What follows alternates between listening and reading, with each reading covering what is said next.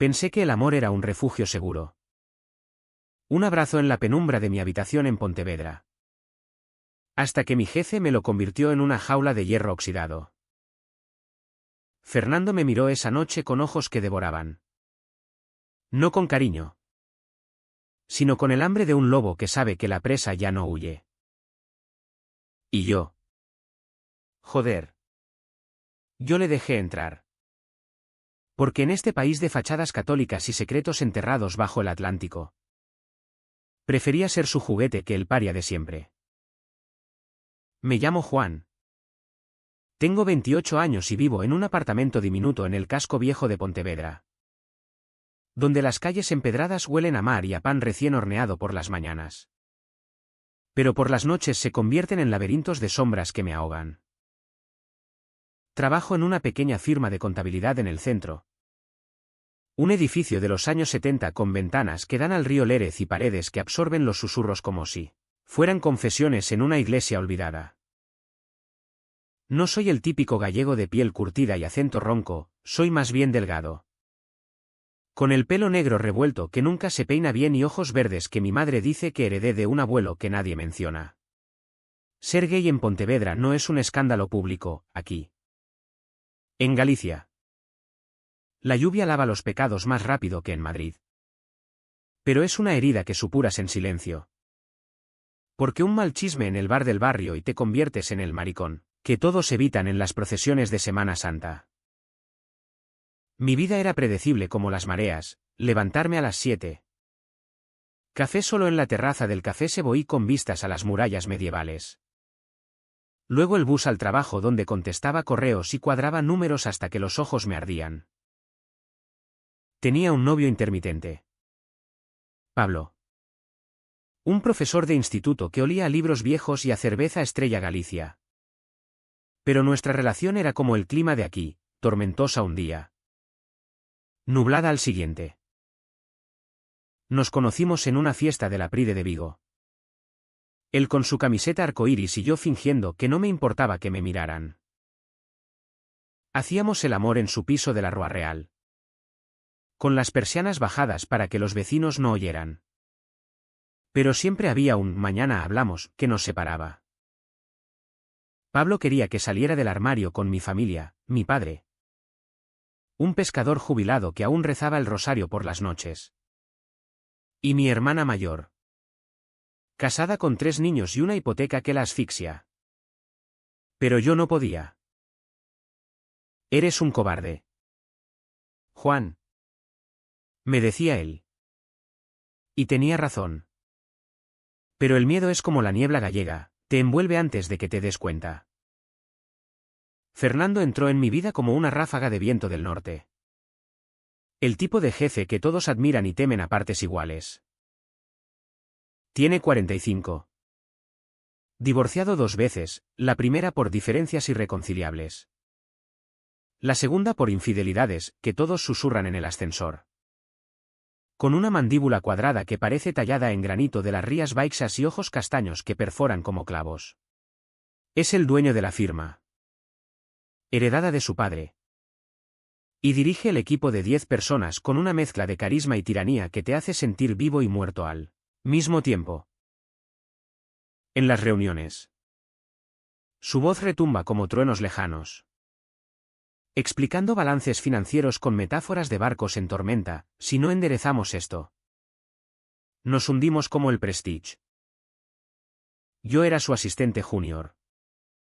El que preparaba los cafés y los informes a medianoche.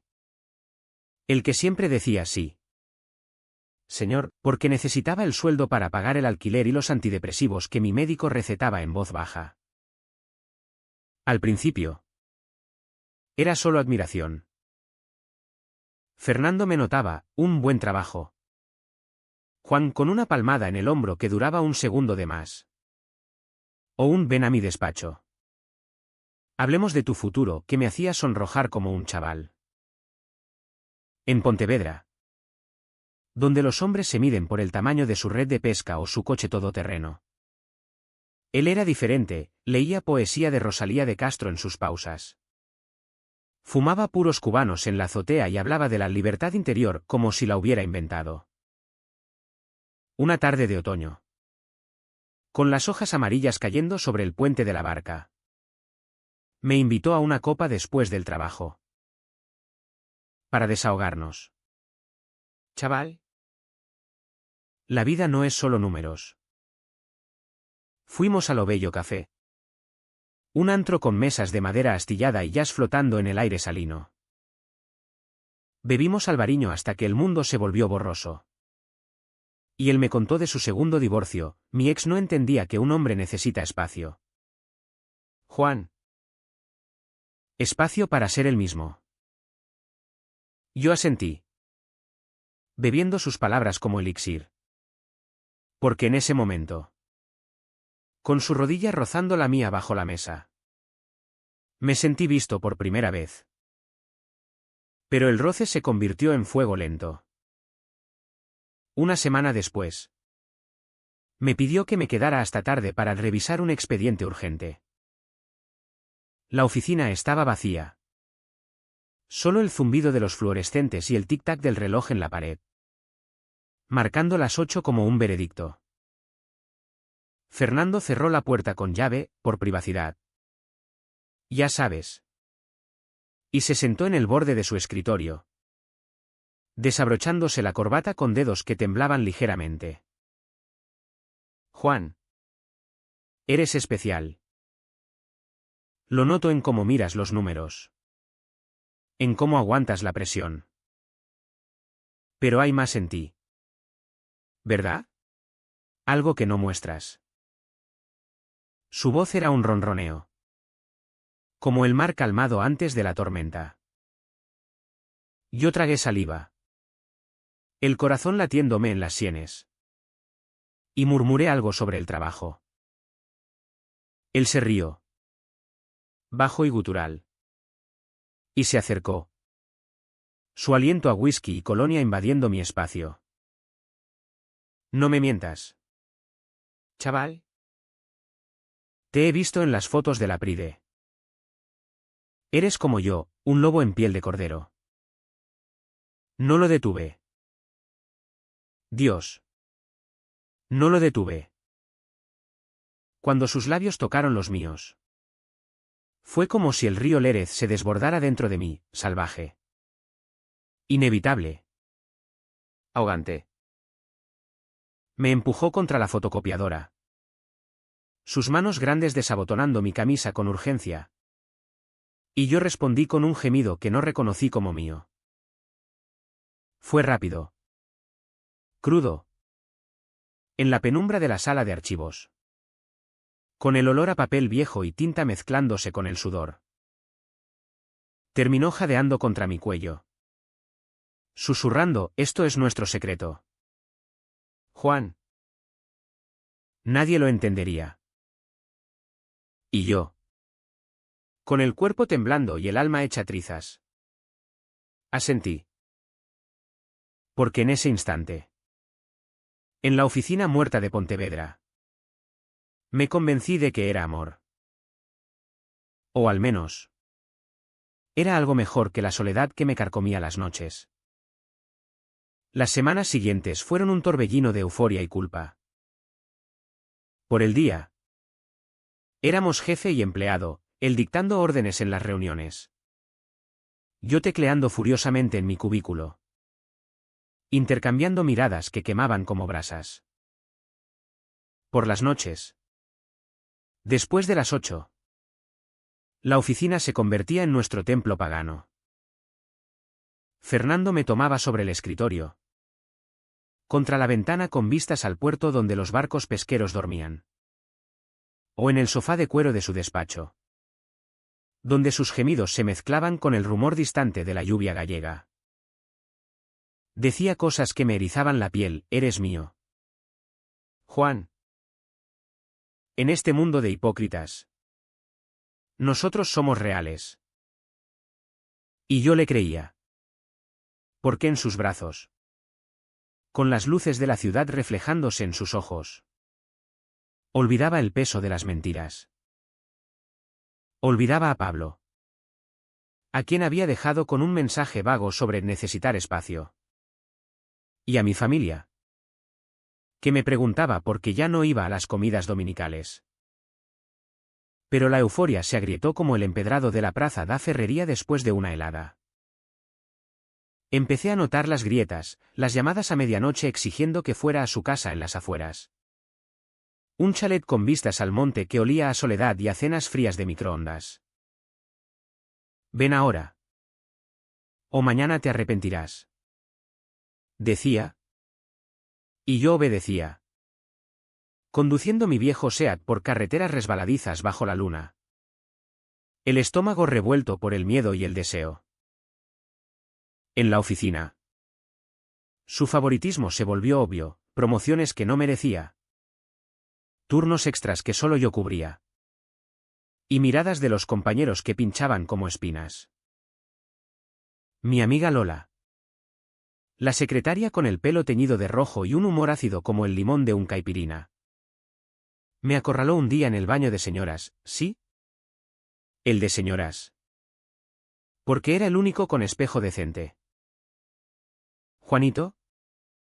¿Qué coño pasa con el jefe? Te mira como si fueras su puta particular.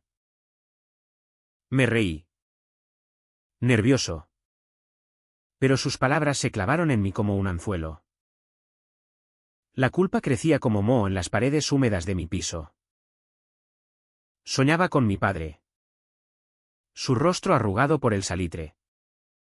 Preguntándome por qué no traía una novia a casa. Despertaba sudando. Con el teléfono vibrando, un mensaje de Fernando. Te espero esta noche. No me falles. Y fallaba en todo lo demás, en mi trabajo, donde los errores se acumulaban como facturas impagadas, en mi salud, con el apetito desaparecido y ojeras que me hacían parecer un fantasma de las brujas de San Juan, en mi autoestima. Porque cada vez que me miraba al espejo, veía no a un hombre, sino a un niño asustado que vendía su alma por un roce. Intenté hablar con Pablo una vez. En un café junto al mar. Con las olas rompiendo como aplausos burlones. He conocido a alguien. Le dije. Y él me miró con ojos que se nublaron como el cielo de noviembre. Espero que valga la pena. Juan. Porque si no, te arrepentirás de haber tirado lo nuestro por la borda. Se fue sin despedirse. Y yo me quedé allí. Con el café enfriándose. Preguntándome si alguna vez sabría lo que era amar sin cadenas. Fernando. Mientras tanto, se volvía más posesivo. Como un pulpo aferrándose a su presa en las profundidades del Atlántico. Empezó a cuestionar mis salidas. ¿Dónde estabas anoche? ¿Con ese marica de Pablo? Sus celos eran un veneno dulce. Mezclado con promesas de futuro, cuando venda la firma. Nos iremos a Barcelona. Viviremos libres. Pero siempre terminaban en disculpas susurradas durante el sexo. Donde su cuerpo me dominaba como si quisiera borrarme. Una noche. En su chalet. Después de una sesión particularmente brutal en la que me dejó moretones en las caderas. Me miró fijamente y dijo, no puedes dejarme. Juan. Sin mí. Eres nada. Un contable gay en un pueblo de curas y marineros. ¿Quién te querría? Sus palabras se enroscaron en mi pecho como alambre de espino. Y por primera vez. No gemí de placer, sino de un dolor que se extendía como la marea alta. Intenté resistir. Una mañana de diciembre. Con la Navidad asomando en las luces de la calle Isabel II. Le dije que necesitaba espacio. Fernando. ¿Esto? Nos está consumiendo. Él se rió. Pero fue una risa hueca. Como el eco en una cueva marina. ¿Espacio? ¿Para qué? ¿Para que te den la patada en el primer bar de maricones? Y me dio un beso que sabía a amenaza, sellando mi silencio. Los días se volvieron un ciclo de sumisión, llegaba temprano a la oficina. Preparaba su café con manos temblorosas. Y esperaba el inevitable «quédate hasta tarde», que me arrastraba de nuevo al abismo. Mis amigos, los pocos que tenía, como Lola y un par de tíos de la facultad, notaban mi cambio. «¿Estás flaco?» «Juan. ¿Todo bien?» Mentía con sonrisas forzadas, culpando al estrés laboral. Pero por dentro, el mar de mi alma se agitaba en tormenta. Olas de rabia y vergüenza chocando contra las rocas de mi orgullo. La presión se acumulaba como nieve en las sierras de Ocourel, capa tras capa, hasta que el peso amenazaba con aplastarme. En casa, mi hermana me llamó una tarde. Su voz alegre cortando el silencio de mi piso: «Juan, ven a la cena de Nochebuena. Papá pregunta por ti. Dice que extrañas las empanadas». Quise ir. Joder. Quise sentarme a esa mesa con olor a marisco y vino Ribeiro. Fingir que era normal. Pero Fernando ya había planeado nuestra Navidad, una escapada a un hotel en Bayona, donde nadie nos conocía. «Es por nosotros», insistió. Y yo cedí. Porque decir no significaba perderlo todo: el trabajo, la estabilidad, la ilusión retorcida de que aquello era amor. Pero el dolo se filtraba en cada grieta. Una noche, solo en la oficina mientras él estaba en una cena con clientes, encontré un cajón entreabierto en su escritorio, fotos de su ex esposa, sonriente en una playa de las CIES. Y debajo, un USB con vídeos. Curiosidad morbosa, o masoquismo, me impulsó a enchufarlo en mi ordenador. Eran grabaciones nuestras, ángulos torpes desde su teléfono. Mi rostro contorsionado en éxtasis o dolor, no sabía distinguir. Y su voz narrando como un director de cine porno barato. «Mira lo que tenemos, Juan. Arte puro». El pánico me invadió como una ola fría. Y borré los archivos con dedos entumecidos. Pero el daño estaba hecho. Me vi desde fuera, no un amante, sino un objeto. Un secreto sucio guardado en un cajón junto a bolígrafos gastados. Lola me pilló esa misma semana, llorando en el baño.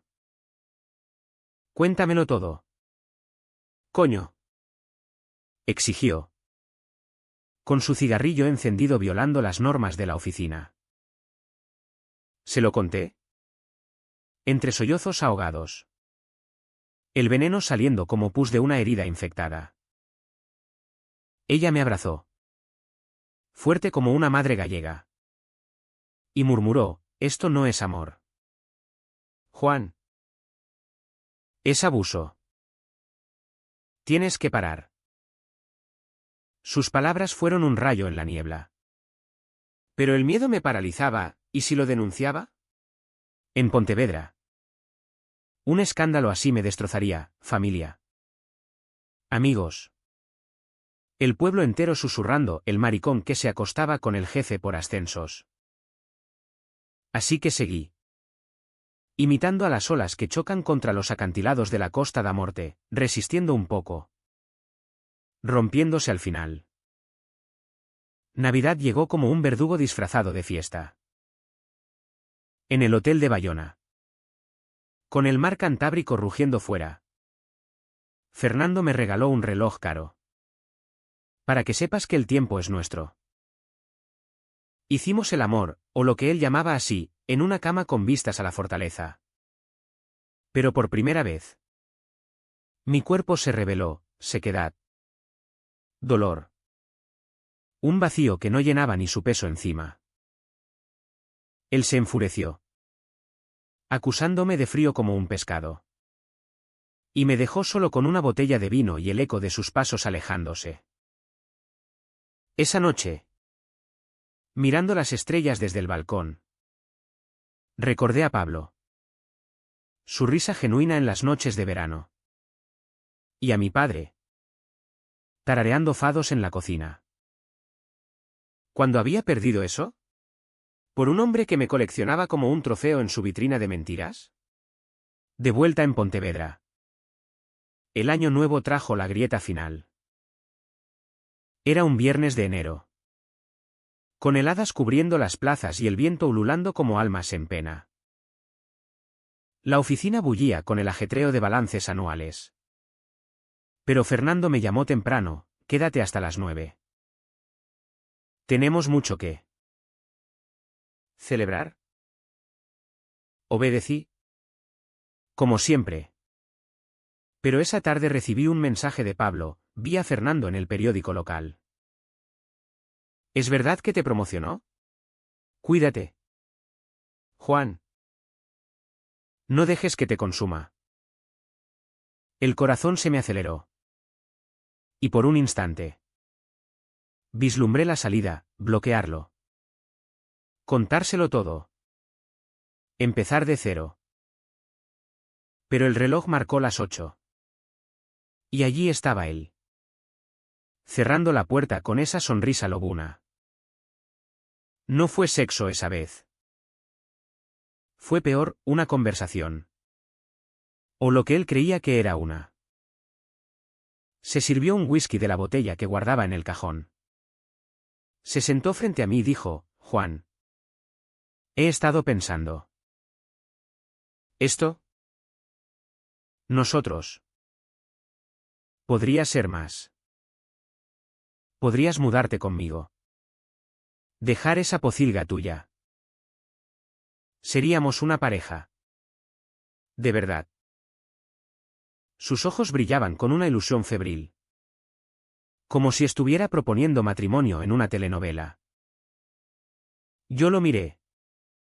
El nudo en la garganta creciendo. Y por primera vez. Las palabras brotaron sin filtro, Fernando. Esto no es una pareja. Es una cárcel. ¿Me usas? ¿Me controlas? Y yo lo permití porque tenía miedo. El silencio cayó como una losa. Roto solo por el goteo de la lluvia contra la ventana. Él se levantó despacio. El rostro endureciéndose como la piedra de un dolmen. ¿Miedo? ¿De qué? ¿De ser feliz? Eres un ingrato. Juan. Sin mí. Estarías contando monedas en un bar de mala muerte. Sus palabras me azotaron. Pero algo se rompió dentro, no el pánico de antes. Sino una rabia fría.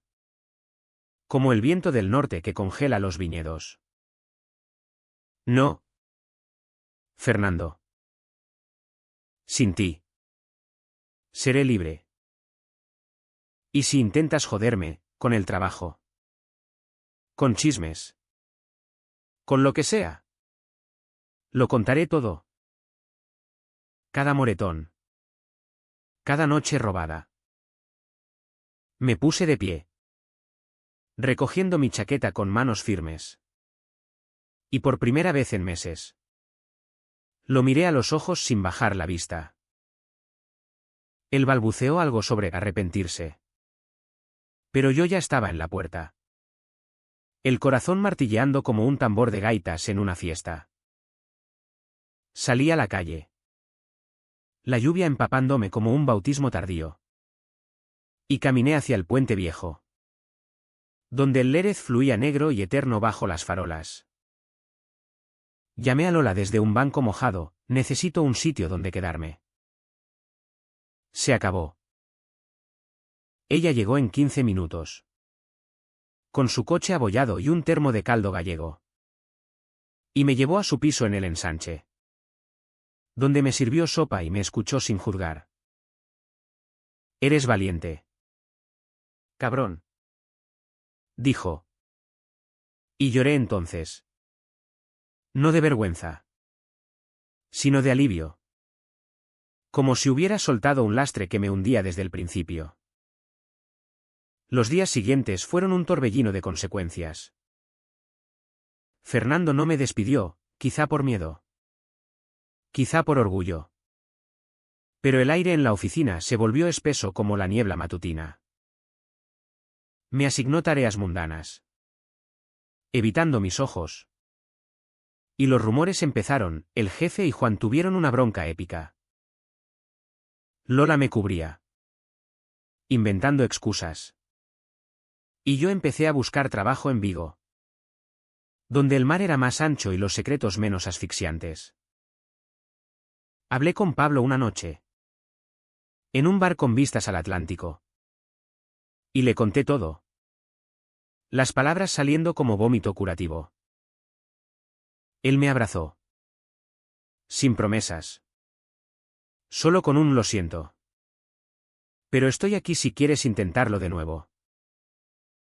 No era un final de cuento. Pero era real, dos hombres rotos. Cosiendo heridas con hilo frágil. Fernando pagó su precio en silencio.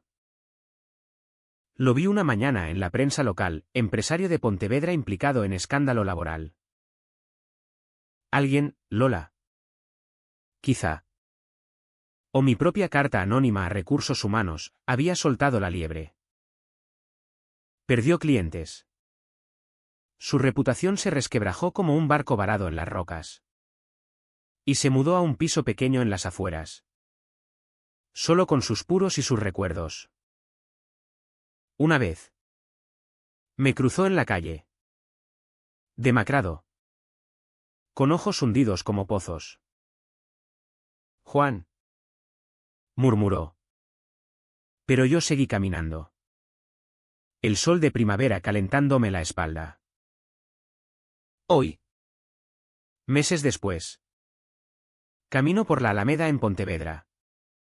Con el sol filtrándose entre las hojas de los plátanos y el olor a salitre recordándome que la vida sigue. Marea tras marea. Tengo un nuevo trabajo en una ONG de derechos LGTB en Vigo. Donde ayudo a chicos como yo a salir de las sombras. Pablo y yo vamos despacio. Cenas compartidas y paseos por la playa de Samil. Sin prisas ni cadenas. Mi padre me llamó la semana pasada, hijo. Ven a casa. No preguntaré nada. Solo. Come con nosotros. Y por primera vez. Creo que podré. Al final. No se trata de ganar o perder. Sino de mirarte al espejo y reconocer al hombre que te devuelve la mirada, no una víctima. No un trofeo. Sino alguien que. Como el río Lérez. Fluye hacia el mar sin pedir permiso.